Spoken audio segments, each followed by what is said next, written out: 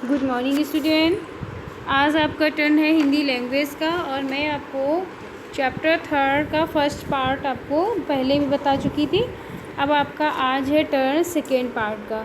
Second part में आपको पहले मैंने बताए थे आपको आ की मात्रा।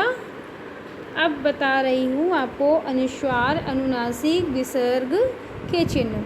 अनुस्वार कहते हैं जो अंक का चिन्ह होता है वो अनुस्वार कहलाता है। अब अंक के चिन्ह में आपको करना है हा और आ और सा, इनको अलग कर देंगे। अंक की बिंदी लगी है तो इसको पढ़ा जाएगा मिला के हंस।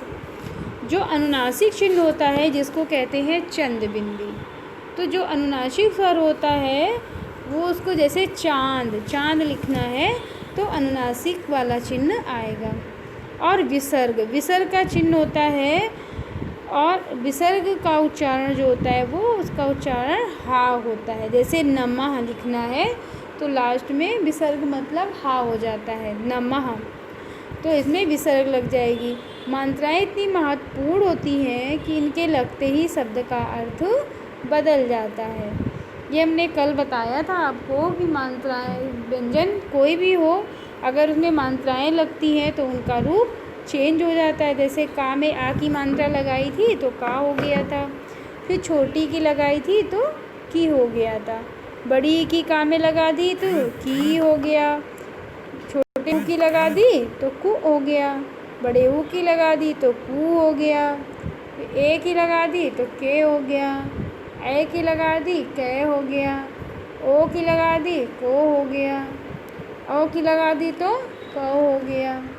फिर अंक की लगा देंगे तो कंग हो जाएगा और चंदबिंदी लगा देंगे तो कंग। जैसे कांधा लिखना है तो इसमें ये चंदबिंदी लगेगी, ठीक है।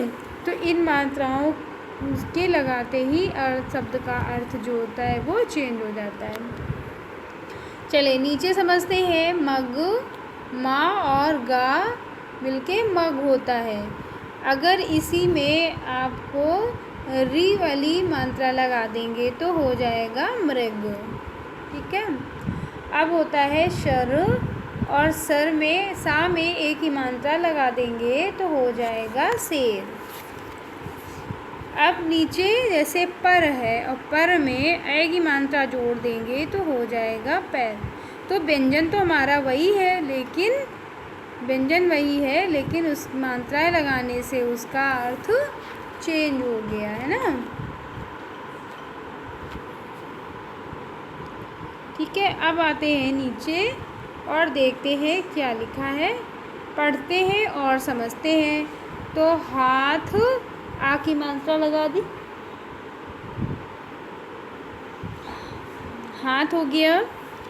दिन, उसमें छोटी मात्रा लगी है दिन, बड़ी की मात्रा लगी है तो खीरा और छोटे ऊ की मात्रा से बन गया पुल, बड़े ऊ की मात्रा से बन गया चूहा और वृक्ष, री की मात्रा से वृक्ष और शेर एक ही मात्रा लगाने से बन गया शेर।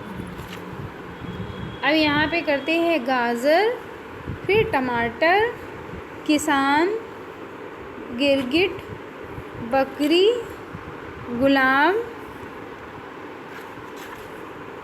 गुलाब और बुलबुल, सूरज और कबूतर, ग्रह, कृषक। अब देखिए ग्रह में भी री की मात्रा लगी है और कृषक में भी री की मात्रा लगी है। जलेबी और सपेरा, तो जलेबी में ला में एक ही मात्रा लगी है और बा में बड़ी की लगी है। सपेरा में पा में लगी है एक ही मात्रा, ओके। यहाँ पे मछली, जैसे मछली में लगी है बड़ी ई की मात्रा और बुलबुल में लगी है छोटे ऊ की 2 मात्राएं, ठीक। और गिरगिट में लगी है 2 छोटी मात्राएं और कबूतर में लगी है वा में बड़े ऊ की मात्रा।